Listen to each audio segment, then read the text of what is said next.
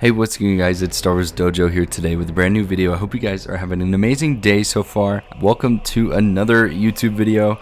We just got Mandalorian Season 3 Episode 4 just released, and it was an amazing episode. It was pretty cool in its own ways, but I can't wait to dive into it and give my thoughts of it at the end. Don't forget to click the like button, subscribe, tell me what you think in the comments section below, and let's get into the video.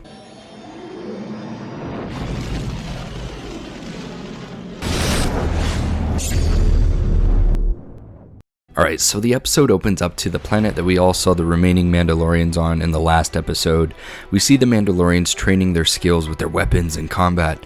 And then we see Grogu sitting in the sand playing with hermit crabs when the Mandalorian walks up to him and tells him that he needs to train with the other younglings too. They give Grogu and the other boy these little wrist rocket paintball dart things to shoot at each other for training. Grogu continues to look so confused and wondering what he should do. They start the first round and Grogu gets shot right away. And he looks up at the Mando, and then he instantly gets shot again and loses the second round. The Mandalorian walks up to Grogu and talks to him, and he tells him that he's seen what he can do and he knows his abilities and that it's okay to show them in front of the other Mandalorians. So after that talk, third round starts and Grogu goes crazy with Luke style flips and lands all 3 darts on his opponent's chest in a matter of like 2 seconds. And then the other young boy is told by his father that he does not speak until one knows, which was a really cool lesson to see. The other young boy goes to the water and is then taken away by a giant dragon bird thing. The Mandalorians chase down the flying bird through the desert canyons with their jetpacks. And then they end up running out of fuel, so then Bo-Katan chases the beast down with her ship and follows it to its lair. They regroup at the camp to make a plan to go save the little boy. Once they leave, we see Grogu with the armor, learning more about the Mandalorian culture. As she's pounding away at the metal, we see the sound is triggering PTSD to Grogu, making him remember his escape from the Jedi Temple during Order 66. We see a group of Jedi trying to fight off clones to get Grogu out of there, but the Jedi were dropping like flies. Grogu enters an elevator to be opened by another Jedi waiting for him to help him escape. Cool part about this Jedi is it's the stunt motion capture and voice actor for Jar Jar Binks, Ahmed Best. It is really cool to see him back in action, playing another character in the trilogy, because obviously a lot of people made fun of him for playing Jar Jar, one of the worst characters in Star Wars, and everybody just didn't like that character. And it's cool to see that they put him in another position to play another character. We see the Jedi fighting off multiple clones, then takes Grogu on a speeder and zooms off through Coruscant.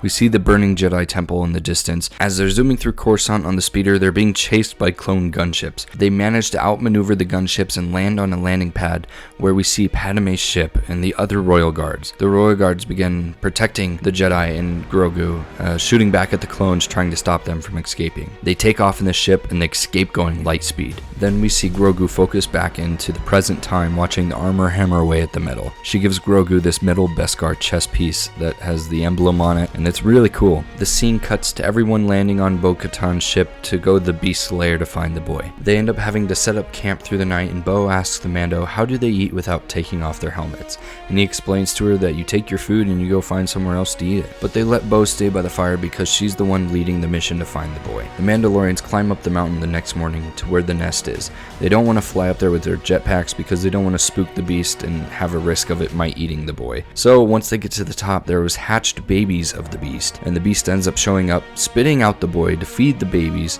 and the beast ends up dropping the boy and flies off with now 2 Mandalorians, including the boy. Everyone is chasing them down and trying to stab it in the air. They end up getting its wings wrapped up in cords, and they save the boy and the other Mandalorian that it took with it. They take the boy back, and he is welcomed back with joy, and they bring babies of the beast back to hopefully train them to be good resources. The episode ends with Bo-Katan getting a new shoulder armor plate made for her by the armorer, and then she ends up telling the armorer that she saw the Mandalorian mythosaur dragon, but in real life. And the armorer doesn't believe her as she's putting on the new shoulder armor that Bo-Katan that has a Mandalorian mythosaur logo on it, signifying that she is now a true Mandalorian. And that is the end of the episode. Overall, I thought that episode was a pretty good episode. I would give it a solid 7 or 8 out of 10. There was things that could have been improved on, but my favorite parts were the Order 66 scene that we saw in Grogu's like PTSD dream, and seeing Ahmed Best play a Jedi and have another role in the Star Wars trilogy, which is really cool. There was plenty I loved seeing the lightsabers. I missed the lightsabers.